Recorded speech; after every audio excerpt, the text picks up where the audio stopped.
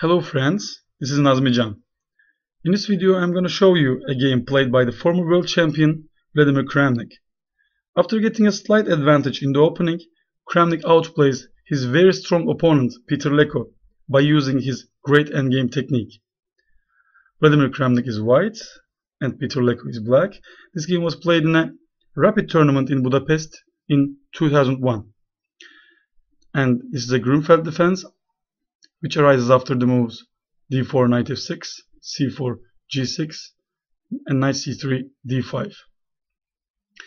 And nowadays, few grandmasters like Nakamura, Rajabov, and Dingleren goes for the King's Indian, which arises after the moves bishop g7, e4, and d6. But Leko chooses the Grünfeld defense, d5, and after knight f3, bishop g7, and Kramnik goes for the line which he is one of the great experts. After c takes d5, knight takes d5, e4, knight c3, bc3. And there arises a typical Grunfeld pawn formation. White has very strong pawn center and black, no matter what, has to attack and destroy it. And the big strategical battle starts.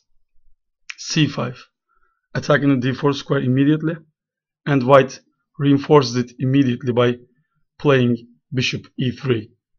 There's also another line which starts with the bishop e2 and continues by the rook b1 move, but this is wholly complicated and different line. Kramnik chooses the bishop e3 move, which generally continues with the queen exchange.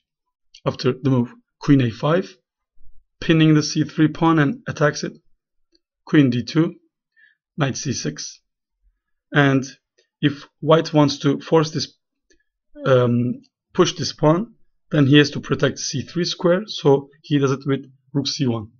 But sometimes grandmasters prepare this move first, interpolating the move rook b1, threatening the move rook b5, and after a6, they play rook c1 and transposing the main line, but with one difference, a6 pawn push. And some of the grandmasters think that this pawn push is weakening, but generally accepted, rook c1 is the main line. And after c takes d, there arises a typical Grünfeld endgame after queen exchange. And now our main objective is to analyze this position deeply. And for the starters, white is 5 versus 4 pawn majority on the king side and center, and black has 2 versus 1 on the queen side. And this mainly characterizes both sides' plans. Black wants to destroy the white center and create counterplay on the queen side. And white wants to create a passed pawn in the center by pushing central pawns and win the game by using this pawn. d5, Kramnik starts his idea, attacking knight, and rook d8, preventing white's idea. And in this position, there are two ways mainly for white. Grandmasters generally goes for the move king e1, but for the ones who see this position for the first time, doesn't understand this king retreat, one might wonder why king goes back, because this move disconnects the white rooks. But king e2 is bad because blocking the bishop, and king c2 is established as easy for black to handle. And after knight a5, there's a game between Rajabov and Mamedyarov, which went like this. Now black is threatening to destroy white's center by pushing e6 or f5. Now, for this reason, bishop g5 is a typical move in this kind of positions. Not only attacking this move, but preventing e6 move, And after bishop d7, bishop takes e7, rook dc8, king b1, rook takes c1, king takes c1, and rook e8. Now white goes for the move bishop b4, pretending that he is remaining a pawn up, but Mamedyarov finds a beautiful way to regain the piece. You might stop your video and try to figure out how black can continue in this game, but let's continue. Knight c4, a very strong move, and after capturing on c4, the idea becomes clear after rook takes e4, skewering these bishops, and knight d2, bishop h6. Now black regains the material and equalizes the game, and the game soon ended in a draw after the moves. Takes, rook c4, and white couldn't find anything better than exchanging the rooks and accepting the draw. Okay, this was Rajabov Mamedyarov in 2013 in Zug. Okay, so king e1 is established as the main line, and Peter Leko goes for a rare continuation, knight e5. Now grandmasters generally prefer the move knight a5, and this is still the main line. And also Kramnik has experience in this position in the same year of 2001 against the Dutch player Van Velde, which went like this. Again, this is the same typical motif. Black wants to destroy if possible, and bishop g5 is a typical move, attacking e7. Attacking e7 but not threatening it, because there's always moves like rook e8 and skewering stuff in this fashion. So bishop d7, trying to somehow control of the c file. Bishop d3, and white wants to connect the rooks, protect the e4 pawn, and maybe take on e7 at some moment. Rook dc8, king e2, finally connecting the rooks, e6, and bishop completes his task here. Bishop e3, attacking the a7 pawn and threatening rook takes c8 and rook c1. After e takes d, b6, Kramnik went on to win a nice game after bishop a6, taking control of the c file. And as we'll see, the c file is one of the control of the c file is one of the most important tasks in this line of the Grünfeld defense. Okay, Peter Leko goes for the move knight e5, and after take on e5, f4. White's plan is clear. He wants to achieve a central passed pawn. And now still black has two responses. One is bishop d6, the other is bishop g7. In the game, Peter Leko goes for the move bishop d6, but there's also an instructive game after bishop g7. And this shows again white's plans. Still the idea is the same, to play e5 and not only restrict the bishop nicely, but also trying to advance the d pawn and create a passed pawn here. Bishop c4, protecting here and trying to push e5. Bishop d7, king f2, important move, connecting the rooks, and the king is an important factor in the endgame. b5, bishop e2, trying to penetrate 7th rank. Rook dc8, e5, restricting the bishop. a5, trying to create some counterplay by pushing his queenside majority.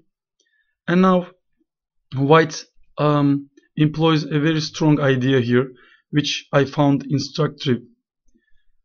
Now white's positional threat is to take, and after bishop takes, rook c1.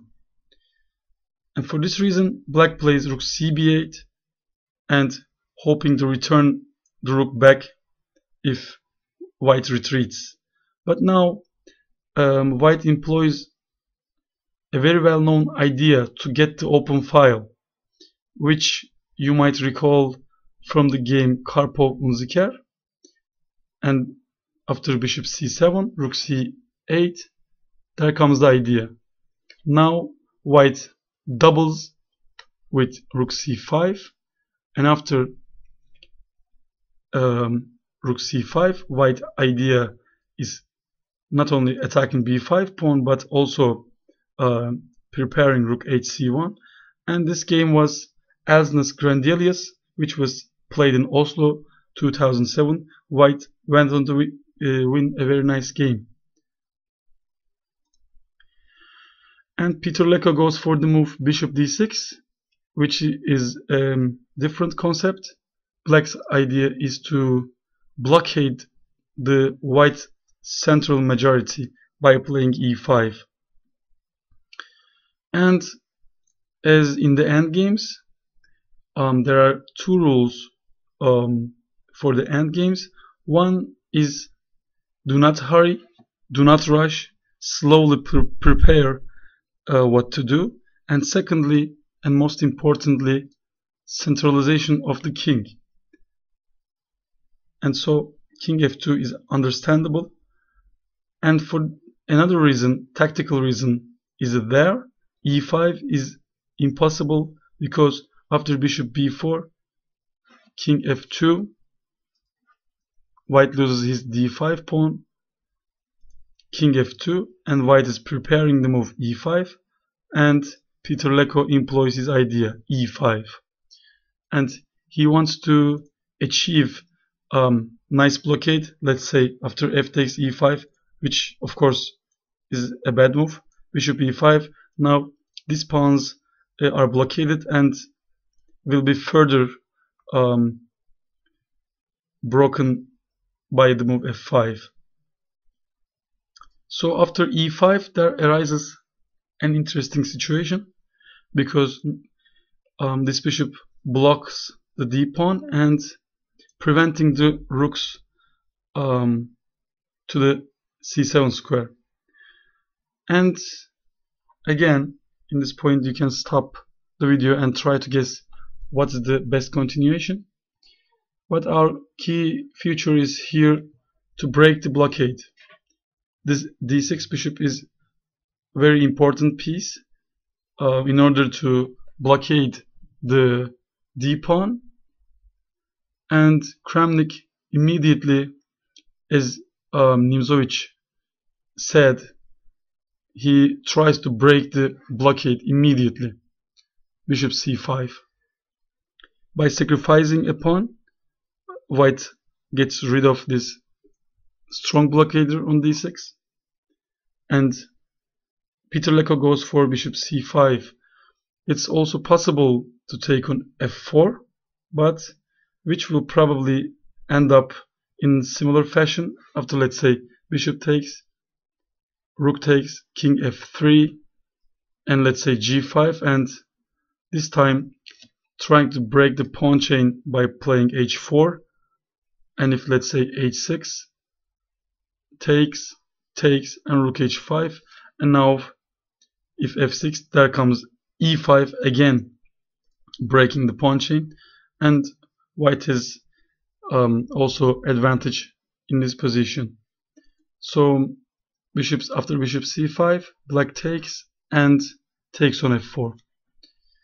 And as we already said that king is one of the key features in the endgame, so this is the case here, and Kramnik goes for the move king f3 and bishop d7. Of course, black can protect by g5, but then the same idea, h4 trying to break, h6 takes, rook h5, f6, and e5 breaks black's position is broken apart, and white is almost winning here. king f3, bishop d7. Black tries to occupy the c file. White is underdeveloped, so first rule, do not hurry. So white do not take on f4 and play bishop d3, preparing rook hc1, rook ac8, rook hc1. And now black protects the f4 pawn by playing g5. It's also interesting to observe the continuation rook c5, rook c5, rook c8, an exchange, and this endgame is probably winning for white because of the key factor, the active king. One of the key factors in the endgame is the activization of the kings, and also strong passed pawn on d5. One line can go like this. White now threatens to enter black's position and push the pawn, so f6 might be an idea, and e5, king f7, e6, and black is maybe about to push here, and h4, white is almost winning. And if, let's say, f takes e5, king takes e5, king c7, and after king d6, white is threatening to play this, and it's easily winning for him. And one other continuation can be king f8, trying to meet this king on e7 square, king e5, king e7, d6, king d8, king f6, attacking here, bishop e6, a4. And I advise you to stop your video and try to find the winning scheme of thinking here. This position is winning for white, but for one reason, he has a very nice plan in mind. And if we look further, white can win this game in this fashion. Let's say bishop b3, a5, and white's idea should be attack to this pawn, and this can be achieved like this. Let's say bishop e6, and white has to attack this pawn with his bishop and with the king, and this can be achieved like king g7, king f8, and bishop to e8. Of course, this takes 4 moves, but black is almost helpless against this. You might check it yourself. And also white's ideas of, let's say, after king moves, if black prevents white from playing bishop b5, then white can play after, let's say, king f8 or e5. He can prepare this maneuver, and black is almost helpless. He will threaten to join here and attack here, and it's almost impossible for black to stop white's idea. Okay, Peter Leko doesn't go to endgame, but protect his pawn. g5, and one of the exploitation of the open files is to go to the 7th rank with the rooks. Rook c7, rook takes c7. It's also possible to play other moves, but let's go further. Rook c7, rook c7, and as you see, white's attacking black's formation on the queen side, and after bishop a4, trying to get some counterplay. We will see the game continuation, but If he tries to protect here, then white can easily push his pawns, because black now cannot take here because bishop is hanging there. a6, trying to push his queenside pawns. King e4, b5, bishop e2. Of course, with this rook, you can attack also the black king and the other pawns like f7, and white will try to do that by bishop h5. And this position, combining the threats on the queen side by rook a7 and bishop h5, and also the main factors, the passed pawn and the active king, white is winning advantage. And Leko goes for the move bishop a4. And again, as in the endgames, in almost all endgames, the key factor is the activization of the king. And probably rook b7 will be an inaccuracy, because after bishop d7, black prevents white's activization of his king.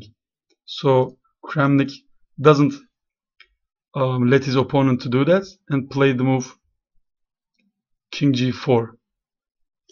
He wants to attack, and he wants to also play king f5, h6.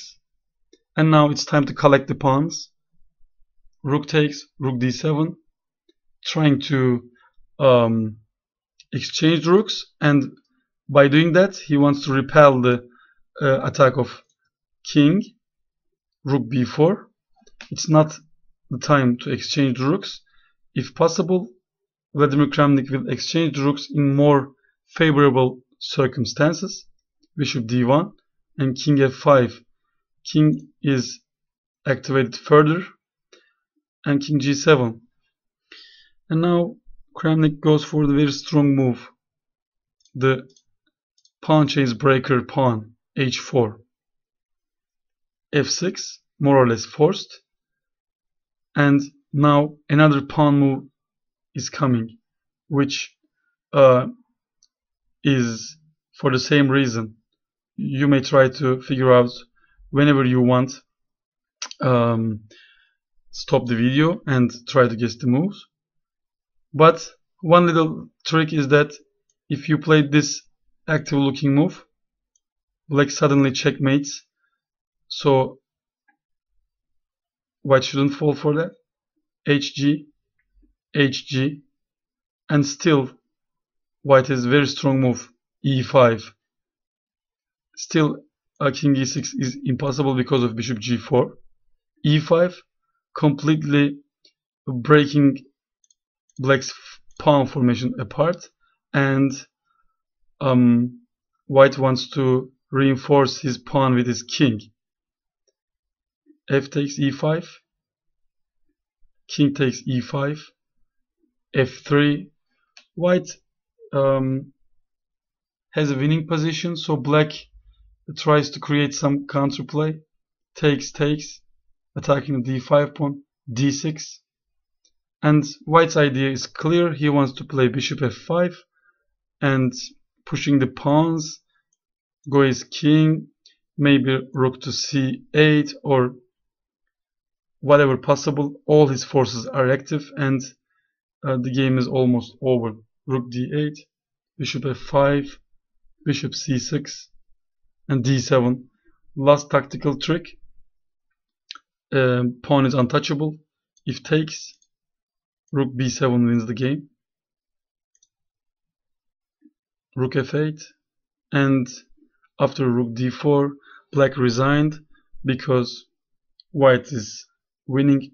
Let's say after rook d8, now the key factor of the endgames now is the master of the game, which is king.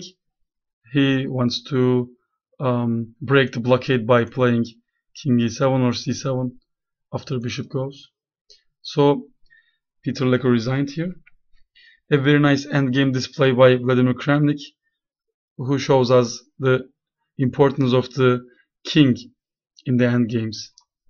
Okay, thank you for watching, and see you in the next video.